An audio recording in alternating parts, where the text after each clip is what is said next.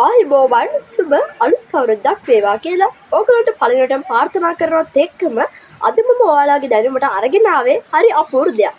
ඉතින් යාළුවනේ අපේ ළඟ එන විශේෂ දිනේ කවදද? ඔව් ඔයගොල්ලෝ හරි. අපේ ළඟ එන අවුරුදු විශේෂත්වය තමයි අපේ සිංහල දෙමළ අලුත් අවුරුද්ද. ඉතින් යාළුවනේ සිංහල දෙමළ අලුත් අවුරුද්ද අපේ සතුට තවතවත් වැඩි කර ගන්න පුළුවන් අපූර්ව දෙයක් තමයි ජන ක්‍රීඩා. ඉතින් මෙතන ඉන්න පිරිසකගෙන් ජන ක්‍රීඩා කිහිපයක් නම් කරන්න කියලා කිව්වොත් විවිධ පිළිතුරු අපිට ලැබෙන්න පුළුවන්. ඉතින් මම අද කතා කරන්න යන්නේ එතනින් ලැබෙන පිළිතුරක් අතරින් ලැබෙන ලී කෙලි කියන අපූර්ව ක්‍රීඩාව. ඉතින් යාළුවනේ අපිට ලී කෙලි හඳුන්වන්න පුළුවන් වෙන්නේ කණ්ඩායම් විදිහට ක්‍රීඩා කරන ඒ වගේම රිද්මානුකූල ක්‍රීඩාවක් විදිහට. ඉතින් අපි මේ ක්‍රීඩාව ගැන අපේ මේ ජන ක්‍රීඩාව ගැන දැනගනිමු. ඉතින් යාළුවනේ මේ ජන ක්‍රීඩාව ගැන කතා කරද්දී ඇත්තම කියනවා නම් මේ ජන ක්‍රීඩාවේ ඇත්තම කියනවා අපේ පුරාණ කාලේ තරුණයෝ ඒගොල්ලෝ ගාව තිබ්බ සතුට ඒගොල්ලෝ ගාව තිබේ අත්දැකීම් එකිනෙකා කරේ බෙදා ගන්න තමයි මේ ලී කෙලි කියන අපූර්ව ක්‍රීඩාව මේ අවුරුදු උළෙල ඇතුළට ගිහිලා තියෙන්නේ. ඉතින් ඒක අපිට ජීවමානව දැක් ගන්න පුළුවන් වෙනවා. ඉතින් මේ ලී කෙලි කියන අපූර්ව ජන ක්‍රීඩාව ඇත්තම කියනවා නම් විශේෂයි. ඒ විශේෂ කරුණු ගොඩක් තියෙනවා. මේ ලී කෙලි කියන ක්‍රීඩාවේදී අපි හැමෝම දැකලා තියෙනවා හතුරු එකට වැදෙන හඩ රිද්ම අනුකූලයි. ඒ වගේම පාද තබන ඒ විදිය රිද්ම අනුකූලයි. සංගීතය හැකියාවක් සංගීතයේ ලැබෙන විදිය ඇත්තටම කියනවා මෙතනදී රිද්ම අනුකූලයි. ඒ වගේ බොහෝ දේවල් සිදු වෙනවා මේකදී රිද්ම අනුකූල විදිහට. ඒ වගේම තමයි මේ කණ්ඩායම් දෙකක් එකට මුහුණලා නටද්දී හරිම ලස්සනයි මේ ලී කෙලි කියන ජන ක්‍රීඩාව තුළදී. ඉතින් යාළුවනේ තවදුරටත් මේ ලී කෙලි ගැන කතා කරද්දී අපිට දැනගන්න පුළුවන් කරුණු ගොඩක් තියෙනවා.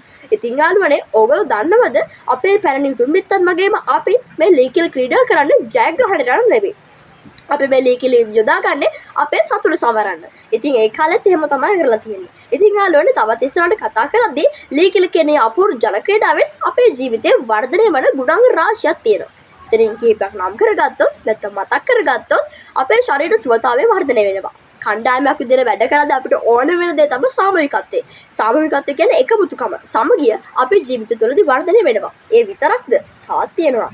තව මොනවද? තව තියෙනවා කණ්ඩායමක් විදිහට වැඩ කරද්දී අපේ ජීවිතයේ ඇත්තම කියනවා අපිට ගරුත්වයක් අවශ්‍යයි එකිනෙකා කරේ. ඒ වගේම තමයි කණ්ඩායමක් විදිහට වැඩ කරන්නේ කොහොමද කියලා අපිට මේ ලී කෙලි කියන ජන ක්‍රීඩාව තුළින් දැනගන්න පුළුවන් වෙනවා. ඉතින් යාළුවනේ තවත් ඉස්සරහට කතා කරද්දී මේ ලී කෙලි කියන ක්‍රීඩාව අවුරුදු උළෙලවල් වලදී ඒ වගේම අපේ පාසලේ අවුරුදු උළෙලදී ගම්බද පළාත්වල තියෙන අවුරුදු උළෙලවල් වලදී අපිට මේක ජීවමානව අපේ ඇසින් දැක් ගන්න පුළුවන් වෙනවා. ඉතින් යාළුවනේ මේ කෝල් නාදයත් මේ දසතින් හමායනේ සිසිල් සුලකත් එක්ක කැම් කොකිස් බැදෙන සුවඳත් එක්ක මම නම් කියන්නේ අපේ ගෙවල් එහා පැතින අසල් බැසියොත් එක්ක අපේ යාළුවොත් එක්ක හිත මිතුරන් ආදී සීල දනත් එක්කම ලී කෙලි ඔයගොල්ලෝ ක්‍රීඩා කරලා බලන්න. හැබැයි මතක තියාගන්න මේ ලී කෙලට තියෙන එකම අරමුණ ජයග්‍රහණය නෙවෙයි. මොකද්ද? සතුට සැමරීමයි.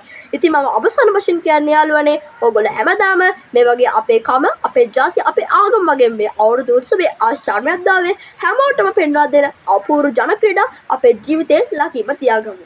ඉතින් මම ඔයගොල්ලන්ට නැවත වරක් සුබ පතනවා. ඔයගොල්ලෝ හැමෝටම සුබ අලුත් අවුරුද්දක් වේවා.